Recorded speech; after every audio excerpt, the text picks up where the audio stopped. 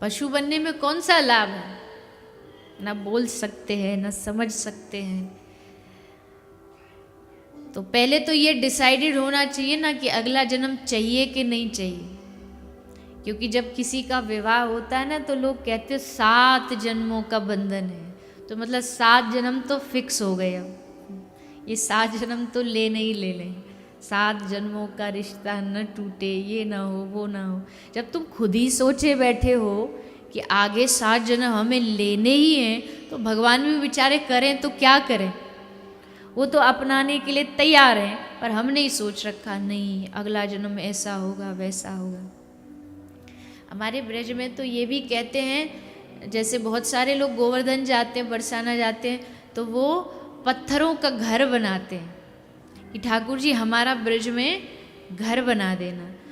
तो ब्रज के साधु महापुरुष कहते हैं ये भी इच्छा मत रखा करो कि घर बन जाए ब्रज में। मान लो इस जन्म में नहीं बना ब्रज में घर, इच्छा तो हो गई, अब इस इच्छा को पूरी करने के लिए फिर दोबारा जन्म लेना पड़ेगा।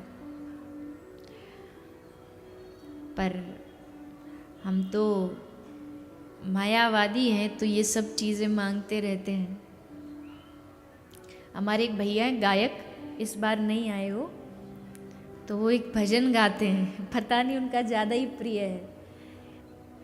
बंगला गाड़ी सोना चांदी मुझे दिला दे रे, कन्हैया टाटा और अंबानी जैसा मुझे बना दे रे।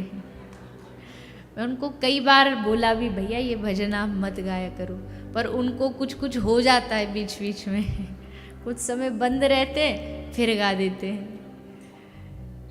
अब जब टाटा अंबानी बनना है तो पड़े रहो जन्म के चक्कर में, 84 लाख में कभी तो बन ही जाओगे। लेकिन भक्त क्या मांगता है? ये सब चीज़ें नहीं, ये सब चीज़ें मुझे चाहिए ही नहीं। मुझे एकमात्र दासानुदासो भवितास्मि भूया, ये भाव भक्त के हृदय में प्रकट होता है तो जीवन बड़ा अनमोल है। इसकी मौलिकता को समझिए। एक संत से पूछा किसी व्यक्ति ने, महाराज जीवन का मोल क्या है? तो बाबा के पास एक कांच का टुकड़ा था, बाबा ने उसको दिया और कहा मैं तेरे प्रश्न का उत्तर बाद में दूंगा, पहले तू जा बाजार में और इस पत्थर का, चमकीले पत्थर का मोल लगा के आ। क्या मोल है इसका?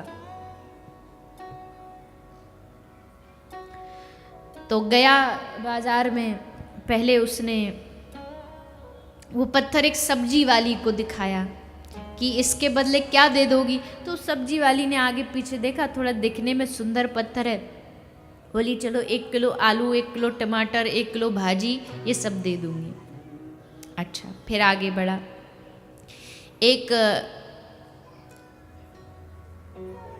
बर्तन वाले की दुकान पे गया, भैया आप क्या मोल दोगे इसका? बोले हम इसके 10-20 बर्तन दे देंगे तुमको इसके बदले। फिर आगे बढ़ा, कपड़े वाले के पास गया, उसने देखा बड़ी ये तो कीमती है, उसने कहा हम तुमको कम से कम 100-200 वस्त्र इसके बदले में दे देंगे। अंत में एक सुनार के पास पहुंचा, सुनार से पूछा तुम इसका क्या दोगे? तो उसने कहा कि हम, देख के लगा बड़ा महंगा पत्थर है, तो हम तुमको 1-8 किलो चांदी दे देंगे।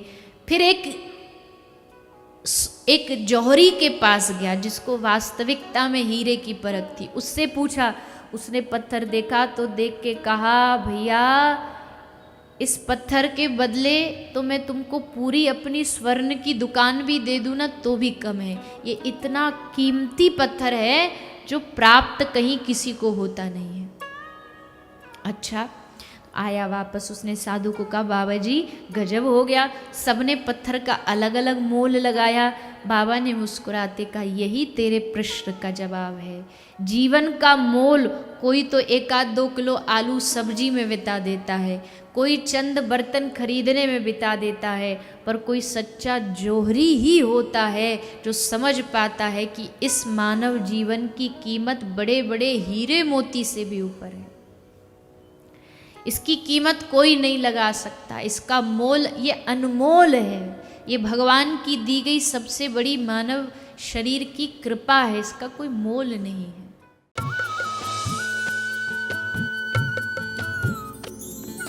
सर्वधर्म संगम, धर्म के सच्चे प्रहरी।